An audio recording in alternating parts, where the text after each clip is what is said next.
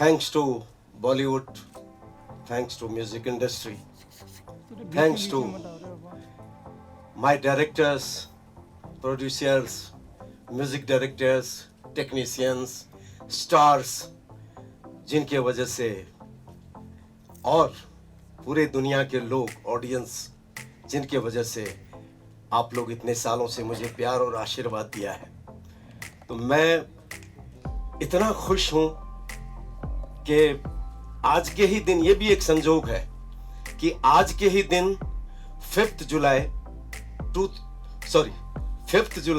1980 को first film release हुई थी। मेरी फिल्म थी 19-20। मैं लेजेंडरी रफी साहब के साथ उसमें गाना गाया था। ये भी कमाल ही कोइंसिडेंट है कि आज के दिन ये हो गया। अब ये क्या स्क्रीन प्ले बनाता है ऊपर वाला। और आज अनिल शर्मा साहब हैं, क्या प्यार करते हैं, गदर में एक से गाने गवाए इन्होंने, फर्स्ट गदर में, और सेकंड गदर में भी इन्होंने कहा मिठुन जी से। आज के हमारे नंबर 1 म्यूजिक डायरेक्टर हैं मिठुन शर्मा जी। इनको इन्होंने कहा कि उदित नारायण से गाना लें। क्या खुश हुए मिठुन जी, मैं बयान नहीं कर सकता हूं। Thanks to Mithun ji and Anil ji कि again I got Gadar 2। Please give a big hand for Anil ji, Mithun ji and team of Gadar 2। Challenging तो थी, चैलेंज था कि मैंने इनसे जब रिक्वेस्ट किया कि सर, तो बोले कि मिठुन जी से मिल लो। तो व्हेन आई मेट हिम, तो आई रिक्वेस्ट हिम कि आप आज के जनरेशन के टॉप म्यूजिक डायरेक्टर हैं और मैं इनका फैन हूँ आशिकी 2 से ही। तो मैं हमेशा सोचता था कि आशिकी 2 और जितने भी इनके फिल्म आए तो मेरा एक भी गाना नहीं है। तो होता है आदमी जो थर्स्टी होता है कि भाई मुझे काम करना है, मुझे गाना है, तो कभी उसका भूख मरता नहीं है। तो मैंने मिठुन जी से कहा कि मिठुन जी, खुशी जितनी है मुझे, लेकिन आज के जनरेशन के आप म्यूजिक डायरेक्टर हैं तो मैं गा पाऊंगा आपका गाना। तो इन्होंने बहुत कंफर्ट किया मुझे। बोले क्यों नहीं, बोले कि मैं आपका इतने सालों से आपका गाना सुनता आ रहा हूँ, मैं भी फैन हूँ आपका, लेकिन ये गाना जो है 22 साल पहले आपने गदर में गाया था।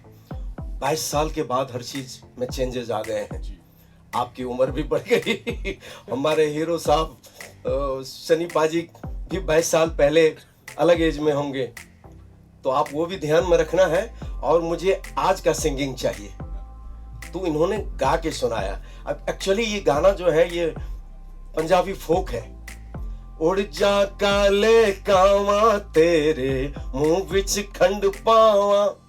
तो एकदम उस वक्त जो हमने गाए थे, बख्शी जी भी थे, बख्शी जी भी बहुत प्यार करते थे मुझे, बोलते स्माइलिंग सिंगर आ गया। तो क्या प्यार करते थे। तो उत्तम जी ने कहा कि ये गाना है, बख्शी जी चाहते हैं कि तुम दिल से गाओ। और अनिल जी मूड में थे, बोले कि देखो तुम्हारे लिए यहाँ भी चैलेंज है कि तुम अच्छा गाओ। तो मैंने कहा कि अगर अच्छा गाऊंगा तो आप स्टाम्प पेपर लेके आया हूं, मैं साइन कर दूंगा गदर के सारे गाने, आप मुझसे गवाना। तो पहले गाओ। मैंने यही गाना पहले गाया और नेक्स्ट डे जी वाले आए और स्टाम्प पेपर पे मुझे साइन करवाए। ये फैक्ट है। हिंदुस्तान में गाने बहुत बने हैं फोकलोर से, जो फिल्मों में आए हैं। ये मुझे लगता है कि भारत का पहला गाना है जो कि फिल्मों से फोकलोर में गया है।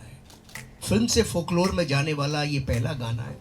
मैं जब एक बार शूटिंग करने गया था अब तुम्हारे हवाले वतन साथियों की राजस्थान में, तो मैं अचानक जोधपुर में पहुंचा तो वहाँ पर कोई इस गाने को बजा रहा था, अपने उस पे सारंगी पे बजा रहा था। तो मैं हिल गया। मैंने कहा भाई साहब, बोले ये तो गदर फिल्म का गाना है। और मैंने देखा कि जगह जगह राजस्थान में उस गाने को लोग गा रहे थे सारंगी के ऊपर। तो मैंने उत्तम जी को आके बोला मैंने कहा आपने इतिहास रच दिया, आज तक कभी नहीं हुआ। बड़े बड़े हिट गाने हुए इस बॉलीवुड में, बड़े बड़े हिट गाने हुए, लेकिन कोई गाना फोकलोर से तो यहाँ पे हिट हुए। पुराने गाने, पुराने 100 साल पुरानी ठुमरियाँ, गज़ल, ये सब 200 साल पुरानी आई, लेकिन ऐसा कभी नहीं हुआ कि बॉलीवुड से हम फोकलोर में जाएं। तो ये कामयाबी इसकी निश्चित ही थी और मुझे कोई आश्चर्य भी नहीं हुआ। देखो, मैं हमेशा से गदर 2 चाहता था, हमेशा से, और पार्ट 2 के चलन चल भी शुरू हो गए थे, तो डिस्ट्रीब्यूटर्स मुझे बोलते थे, जी वाले भी बोलते थे, सनी सर से भी कभी बात होती थी, इस पर कभी सोचते हैं। और सनी सर क्या है, बहुत उतना ज़्यादा कॉमर्शियली, उतना ज़्यादा माइंड वो उस तरह से सोचते नहीं। सनी सर बहुत विनम्र हैं और लेकिन फिर भी कभी कभी दुबई जुबान से बोलते थे, कोई कहानी आई, मैंने नहीं सर आई नहीं कोई। मैं भी बोलता था बनानी है, तो शर्मा जी देख लेना सही हो, मैं बोलता था तो बोलते थे देख लेना सही हो, वो बोलते थे तो मैंने कहा आई। ये हमारा किस्सा मेरे को कम से कम 100 कहानियाँ लोगों ने सुनाई, गदर 2 की कितने राइटरों ने सुनाई, मैंने खुद 10-20 कहानियाँ सोची। शक्तिमान जी को हमेशा बोलता था कि भाई गदर 2 की कोई कहानी लाओ, गदर 2 की कोई कहानी लाओ, आई नहीं रही थी। और मैं गदर 2 को के ब्रांड को यूज नहीं करना चाहता था। मैंने कहा जब मेरे पास बॉम्ब आएगा तभी फोड़ूंगा, उससे पहले नहीं फोड़ूंगा, क्योंकि एटम बॉम्ब भी नहीं, एटम बॉम्ब होना चाहिए। गदर 2 एटम बॉम्ब था, भारत की सबसे बड़ी हिट फिल्म है। उस वक्त लोग अपनी फिगरें बोलते रहते हैं, कोई बोलता 10 करोड़, कोई बोलता 15 करोड़, कोई बोलता 17 करोड़। मेरे पास तो हिसाब ही नहीं है कितने लोगों का फुटबॉल था। मुझे इतना मालूम है कि 8-8 शोज होते थे एक दिन में।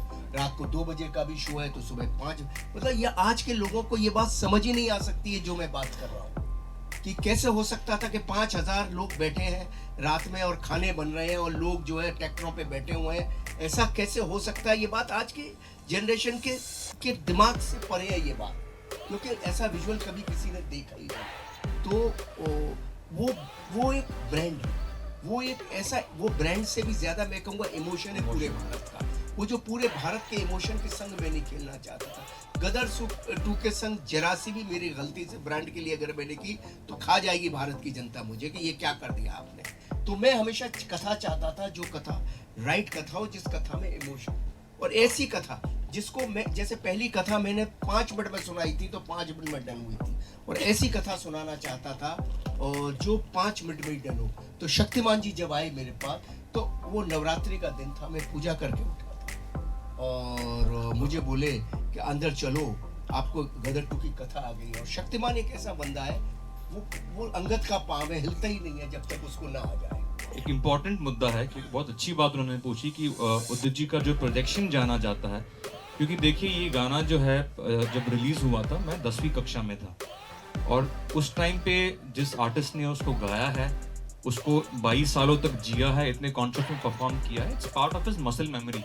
उनके पूरे जहन में वो धुन और वो अप्रोच बैठा हुआ है, उसको अनलर्न करना और एक जूनियर आर्टिस्ट के साथ बैठकर, क्योंकि मैं इनको कॉम्प्लीमेंट करना चाहूँगा कि जब उन्होंने मेरे साथ इस पे सेशंस किए, बिल्कुल मुझे लगा वही ऊर्जा इनके अंदर होगी जो शायद जब एक न्यू कमर जो हंग्री होता है, जैसे उन्होंने कहा जिसके अंदर एक क्रिएटिव थर्स्ट होती है, वही ऊर्जा के साथ, वही डेडिकेशन के साथ मेरे साथ रिहर्सल्स किए।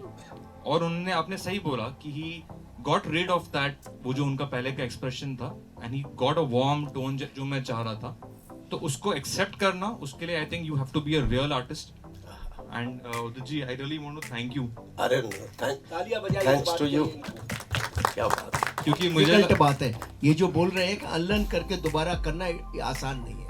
बहुत सलाम है आपको। और आपने देखा होगा कि पूरे लाइन एक एक सांस में इन्होंने गवाया। आप जैसे उड़ जा काले कावा तेरे मुंह बिच खंड पावा, पहले की उड़ जा काले कावा तेरे मुंह बिच खंड पावा। अब देखो मेरा अभी भी सांस नहीं पहुंचता, लेकिन इन्होंने गवाया। बोले आपके लिए चैलेंज है और गा दो तो मजा आ जाएगा। हमने कोशिश किया है और लोग इतने पसंद किए हैं, तो आप लोगों के सामने है। और मैं क्या बताऊं, जितनी भी तारीफ किया जाए, थैंक्स टू मीडिया कि आप सब लोगों ने इतने सालों से इतना प्यार हम सबको दिया है। मीडिया को और आप सबको बहुत बहुत धन्यवाद। और इस लम्हे में मैं आनंद बख्शी साहब को बहुत मिस कर रहा हूँ और उत्तम जी को बहुत बहुत धन्यवाद कि उन्होंने ऐसी अमरीश टाइमलेस पुरी जी मेलोडी मुझे दी। और अमरीश जी और विवेक शौक दोनों नहीं हैं। I feel very sad. चलिए जी, नमस्कार, बहुत बहुत धन्यवाद आप लोगों के आने का।